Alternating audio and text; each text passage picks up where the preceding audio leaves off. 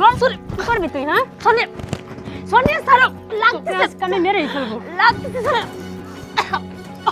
সোনিয়া, সোনিয়া লাগতেছে, ছাড়ো, সোনিয়া মরে যাবো, ছাড়ো। তুই মর, আমি সেটাই চাই, তুই মর।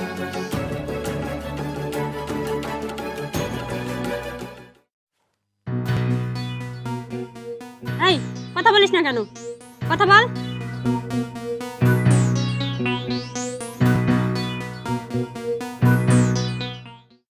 পানি তো শেষ হয়ে গেছে, যাই পানিটা নিয়ে আসি। বৌমা, কি হয়েছে আম্মা? তুমি কলসি নিয়ে কই যাও? পানি নিয়ে আসতে যাচ্ছি, রান্না করতে হবে তো। দুর্বুকা, কলসিটা আমার কাছে দাও। আমি আছি, সোনিয়া আছে, আমরা থাকতে তুমি কেন কলসি নিয়ে পানি আনতে যাবে? আম্মা, আমি হচ্ছে এই বাড়ির বউ, আর আমি হাত পা তুলে বসে থাকলে হবে? কলসটা দেন তো, আমি পানি নিয়ে আসি। শোনো বৌমা, এই কলস নিয়ে বাইরে গিয়ে পানি আনার সময় এখনো তোমার হয়নি। যখন হবে তখন তুমি যাবে। এখনো তো আমরা সুস্থ সবল আছি, কেন তুমি যাবে বলো তো? আপনি হাজার রকমের শাশুড়ি হন, আপনাকে কিভাবে আমি কাজে বলে বলেন তো? বলছিলেন কি আমি পারবো সব কাজ করতে? এই যে তুমি বললে না যে আমি তোমার শাশুড়ি হই, তাহলে আমি তোমাকে কি করে বাড়ির বাইরে পানি আনতে? দাও তো কলসি দাও। আম্মা আচ্ছা ঠিক আছে, আপনি যেহেতু বাড়ির বাইরে যাইতে নিষেধ করছেন, আমি যাব না। তবে হ্যাঁ, রান্নাবান্না কিন্তু আমিই করব, সেটা আবার বলবেন না যে আপনি করবেন। শোনো বৌমা, এই সংসারে কোনো কাজ তোমাকে করতে হবে না। রান্না বান্না, ঘর ঝাড়ু দিয়া সব কিছু আমরা করব। এই কথা যদি আমার ছেলে জানে, ও কী মনে করবে বলো তো? আচ্ছা, আপনার ছেলে কি মনে করবে? শোনেন আম্মা, ও তো জানবেই না। এই সবসময় কে কি মনে করলে এটা তো বড় কথা না। আপনারা কি পাইছেন? হ্যাঁ, আমি কি পুতুল সবসময় খাটে উঠে বসে থাকবো? আপনারা যান পানি নিয়ে আসেন। হ্যাঁ, তুমি আমার বাড়ির পুতুল, পুতুল থাকো, আমি পানি নিয়ে এসি। যা। আপনি পারেনও, জান তো। চাই আম্মা তো পানি আনতে গেল, ততক্ষণ আমি তরকারিটা কুটে নিই।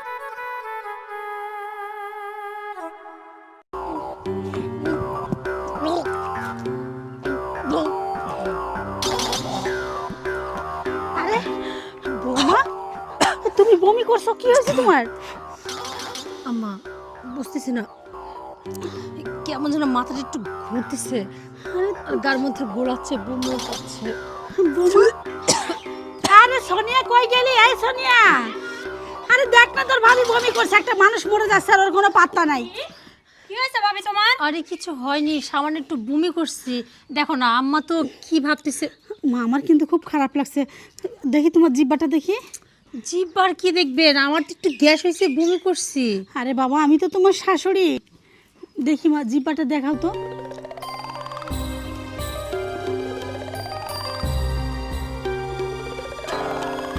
আমার কি হলো? আপনি কি ডাক্তার হয়ে গেছেন? বৌমা, কখনো কখনো ডাক্তার হতে হয়। সোনিয়া, বৌমাকে ডাক্তারের কাছে নিয়ে যাব। কি বলছেন এগুলা? সোনিয়া, আমাকে একটু বোঝাও না। আমার কিচ্ছু হয়নি, সামান্য একটু গ্যাস হয়েছে, বমি পাচ্ছে, মাথা ঘুরতেছে, এর জন্য ডাক্তারের কাছে কেন যাইতে হবে? বৌমা, তুমি যদি অসুস্থ হও সেটা কি আমার ভালো লাগে বলো? আর তোমাকে যদি ডাক্তারের কাছে না নিয়ে যায় সেটা আমার অবহেলা করা হবে না?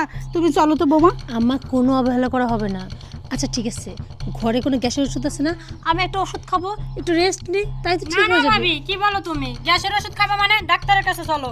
ভাইয়া যদি জানতে পারে যে তোমার এই অবস্থা, ডাক্তারের কাছে নিয়ে যাই নাই, ভাইয়া রাগ করবে, মনে করবে আমরা ঠিকমতো তোমার যত্ন করি না। চলো তো।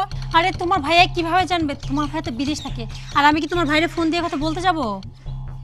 শোনো, ফোন দিয়ে তোমাকে বলতে হবে না, আমাদেরই তো খারাপ লাগবে যে আমার বউ অসুস্থ হয়েছে, আমি ডাক্তারের কাছে নিয়ে নেই। আরে আমার কি টাকা পয়সার সমস্যা না অন্য কোনো সমস্যা বলো তো?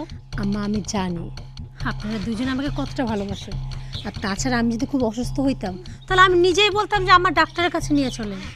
আমি বলি কি আম্মা, এই সামান্য কারণে এত ব্যস্ত হওয়ার কিছু নাই, আর শুধু শুধু ডাক্তারের কাছে যাইতেও হবে না। আবার যদি এই কথা যে সোনিয়া বা আপনি যদি আবার আপনার ছেলেকে বলেন, তাহলে সে তো আবার বিদেশ থেকে বারবার ফোন দিবে, আবার বলতে থাকবে অনেক কথা। শোনো, বাদ দাও, তোমার কাছে কিছু মনে না হইতে পারে, কিন্তু আমাদের কাছে খুব খারাপ লাগছে। ভিতরে চলো তো, তুমি রেডি হও, তুমি ডাক্তারের কাছে নিয়ে যাও। বাবা, একটু বোঝার চেষ্টা করো, আমি ডাক্তারের কাছে যাব না, একটু রেস্ট নিলে ঠিক হয়ে যাব। বৌমা, আমার কথার উপরে কথা বলো না, চলো ভিতরে চলো। চলো, আর কি করার, তোমরাও না নাছর বান্দা। ওরামুখী, এই গ্রামে আর মুখ দেখাতে পারবো মানুষকে? আচ্ছা, তোকে মেয়ের মতো ভালোবেসে কি অপরাধ করছিলাম রে? এই পুরামুখী, আমার ছেলে থাকে প্রবাসে, তুই কেমনি করে মা হতে চলছিস? বল আমাকে কার সাথে এই কাম করছিস? আম্মা বিশ্বাস করেন, আপনি আমাকে ভুল বুঝতেছেন। আমি এমন কোনো কাজ করিনি যে আপনাদের মান সম্মান সব নষ্ট হয়ে যাবে। সত্যি কথা বলছি আম্মা, আমার কারোর সাথে কোনো অবৈধ সম্পর্ক নাই। তোর মতো কলঙ্কিনীর সাথে কথা বলাও পাপ, এত বড় পাপ গর্বে ধারণ করেও বলছিস যে তুই কোনো পাপ করিস নি, তুই কারোর সাথে কিছু করিস নি। আল্লাহ কি এগুলা কি বলবো? আল্লাহ, আল্লাহ তুমি আমাকে উঠাই নাও, তুমি এই পাপিষ্ঠর সামনে থেকে আমাকে নিয়ে যাও আল্লাহ। দেখেন আম্মা, আমি সত্যি বলছি, সত্যি আমি কোনো অন্যায় করিনি, কোনো পাপ করিনি। আর কেউ না জানুক, ওই সৃষ্টিকর্তা তো জানে আমি এরকম কাজ করতে পারি না। এই পোড়ামুখী ডাক্তার যে রিপোর্ট দিল সেটা কি ভুল? হ্যাঁ, সেটা কি ভুল?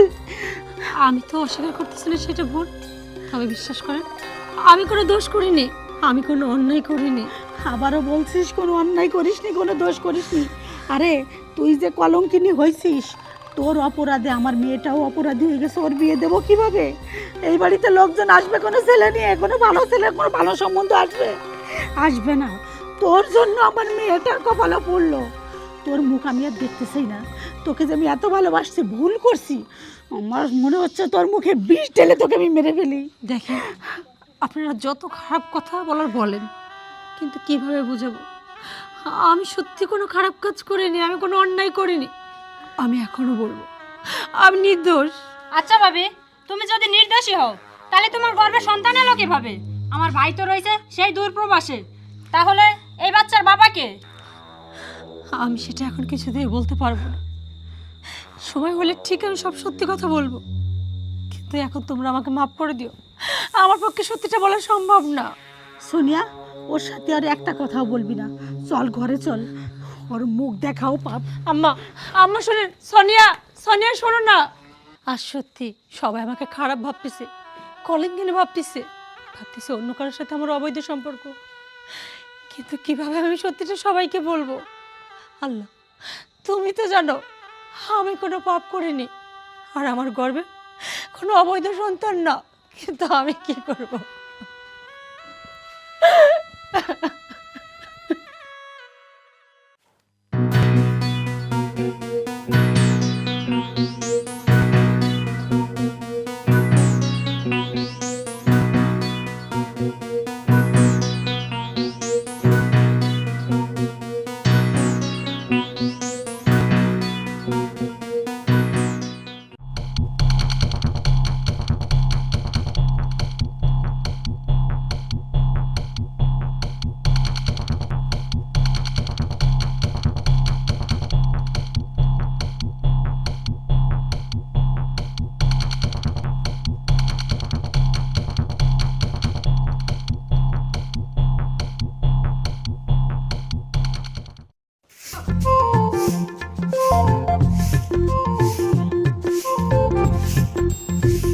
ভাবি, ভাবি, তুমি এখানে কাজ করতেছো? আমি যে তোমারে কইছিলাম যে আমার হচ্ছে কাপড় চোপড়গুলো ধোয়া লাগবে, একটু ধুয়ে দিও। তুমি তো আমাকে বলছিলে, আমার মনে আছে, কিন্তু আমি তো একটা মানুষ, আমার তো আল্লাহ 10টা হাত দেয়নি, 2টা হাত দিছে। 2 হাতে আমি কত কাজ করবো বলো তো? তুমি এটা রাখতা, আমার কাপড়গুলো আগে ধুইতা। তোমারে তো আমি সকালেই কইছিলাম যে আজকে আমার বন্ধুর জন্মদিন, আমি তার বাসায় যাব। আর তুমি কেন কাপড়গুলো ধোও নাই এখনো বলো তো? তোমার যেহেতু এতই তাড়া, আর তোমার বন্ধুর জন্মদিন, তাহলে এক কাজ করতাম, তোমার কাপড়গুলো তুমি নিজেই খেঁচে নিতা। কি বললে? আমি কাপড় চোপড় খাসবো? কেন, খারাপ কি বলছি? তুমিও মেয়ে, আমিও মেয়ে, আর তুমি তো তোমার নিজের কাপড় খাসবা, আমারগুলো তো খাসতে বলে নেই, তাহলে সমস্যা কি? হ্যাঁ আমি মেয়ে, কিন্তু আমি এই বাড়ির মেয়ে, আমি এই বাড়ির বউ না। বাড়ির বউ হয়েছে তাতে কি হয়েছে? তার জন্য কি তোমার কাপড় খাসতে হবে, আর তুমি বাড়ির মেয়ের জন্য কোনো কাপড় খাসতে পারবে না? আর তাছাড়া দেখো, সংসারের অনেক কাজ থাকে, আমি বলছি না যে করব না, আমি সব কাজ করব, কিন্তু ধীরে ধীরে করতে দিতে হবে। একসঙ্গে তো আর আমি সব কাজ করতে পারবো না। যার বেশি তাড়া থাকবে সে তার নিজের কাজটা নিজে করে নেবে।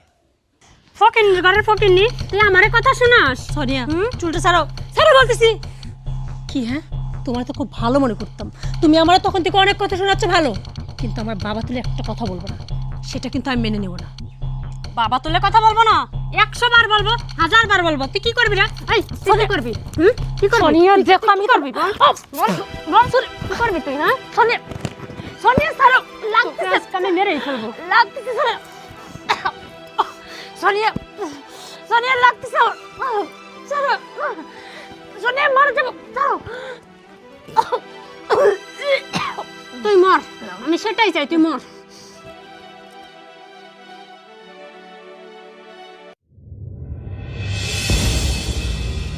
এই কথা বলিস না কেন? কথা বল, কি হলো?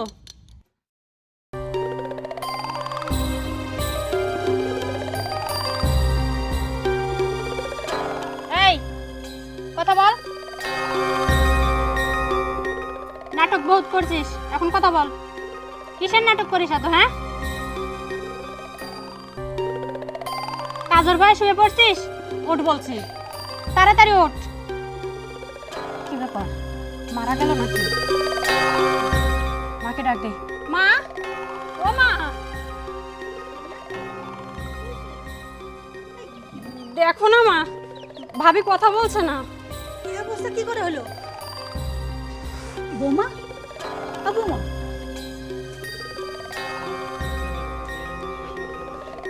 এই কি হয়েছে? বৌমা তুমি শ্বাস নিচ্ছে না? সোনিয়া, বৌমা তো মারা গেছে, কিভাবে হলো এটা? মা জানো কি হয়েছে? ভাবিকে আমি সকালে কিছু কাপড় ধুইতে কইছিলাম, এখনো ধয় নাই। পরে ভাবি আমারে ঝাড়ি মেরে কথা কইছে, আমি রাগের মাথায় ভাবিরে ধরছি, ভাবি মরে গেছে। এখন কি হবে? কেমনে করলে এই কাজটা? হ্যাঁ, এখন ওর বাবাকে কি জবাব দেবো, আর আমার ছেলেকে বা কি বলবো? কি করবো এখন আমি? ও, কি করে যায়, কি করে যায়? একটা বুদ্ধি পাইছি, শোন, ওর বাবাকে খবর দেই। ধর ওকে, ধর ধর।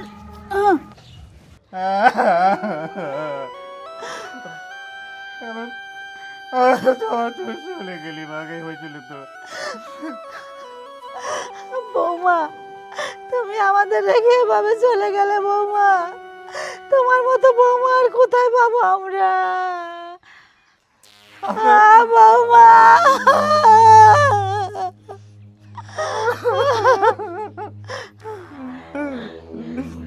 বিয়াই বলছি কি, কান্নাকাটি করে আর কি হবে? যা হবারটা তো হয়েই গেছে। আসলে বৌমাকে কতবার বারণ করছি, বৌমা তুমি পানি আনতে, কোনো কাজ করতে কখনো কল পরে যাবে না। সে তো কোনো মতেই কথা শোনে না। বৌমা যদি কল পরে না যেত, পা পিছলায় পড়তো না, এই অবস্থাটা হতো না। চুপ করেন চাষিমা, আর কত মিথ্যা কথা বলবেন? তার মানে তুমি কি বলতে চাও? কি বলতে, আমি সব দেখছি আপনার এই কাহিনী, আমি নিজে চোখে দেখছি।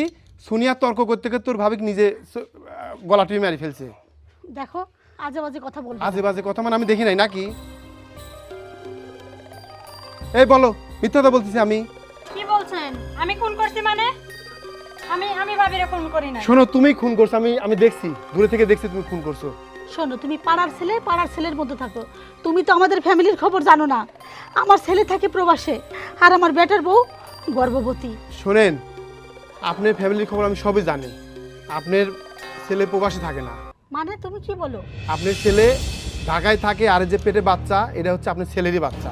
এটা কি করে সম্ভব? কি করে সম্ভব মানে? বিষয়টা আসলে আপনারা কেউ জানেন না, আমি জানি, এই জন্য কিন্তু আমি কথা বলতেছি। আপনার ছেলে যখন বিদেশ যায়, বিদেশ যাওয়া আসলে বিদেশ যাওয়া হয় না, সে হচ্ছে দালালের খপ্পরে পড়ে। দালালের খপ্পরে পড়ে সে ঢাকাতেই থাকে, ঢাকাতেই মনে করেন যে চাকরি করে। আপনার ছেলে মাঝে মাঝে আসে, আসলে আপনারা কেউ জানেন না, আপনার ছেলের বাচ্চাই কিন্তু আপনার বৌমার পেটে। আচ্ছা, তুমি এত কিছু জানো, কেন আমাদের বলনি বাবা? বলি নাই, বলতে নিষেধ করছে তাই বলি নাই। তুমি যদি বলতে, হয়তো আজ এই দুর্ঘটনা ঘটতো না, আমাদের কপালে এই দুঃখ নেমে আসতো না, আর সোনিয়া এই ভুল করতো না। বাবা জানো, ছোট্ট একটা ভুলের কারণে অনেক বড় বিপদ চলে আসে, আর সেই বিপদে কুল কিনারা কিছু থাকে না। আর ওই যে একটা ভুল করে ফেলছে আমার সোনিয়া, এখন তো সারা জীবন জেলের গানি টানলেও এই ভুলের মাসুল উঠবো না। কিন্তু মা, আমি তো বিশ্বাস করতাম না যদি নিজের চোখে আমি ওর সাথে কথা না বলা দেখতাম। আমি সেদিন ভাবির ওর সাথে কথা বলা দেখছি ওই বাড়ির পিছনে। আমি ভাবছিলাম হয়তো শাহিন ভাইয়ের সাথেই ভাবির সম্পর্ক। না আসলে তা না, এই বিষয়ে কথা বলতেছিল আমার সঙ্গে। আমি আমি আপনাদের কাউকে ছাড়বো না, আমি থানায় যাব, আমি কেস করব। না না না তাও সাহেব এই কাজটা করেন না, আপনার পায়ে পড়ি, আপনি আমার নামে কেস দেন না। তুমি আমার মেয়েকে মারি ফেলছো, আর তুমি এখন আমার পা ধরে ক্ষমা চাও, তাকে ক্ষমা দেওয়া যায়? এটা ক্ষমার অযোগ্য। বিয়াই, আমি বলছি কি, আমার সোনিয়াকে যদি আপনি 7 বারও ফাঁসি দেন, বৌমা তো আর ফিরে আসবে না। যা হবার হয়ে গেছে, মাফ করে দেন বিয়াই সাহেব।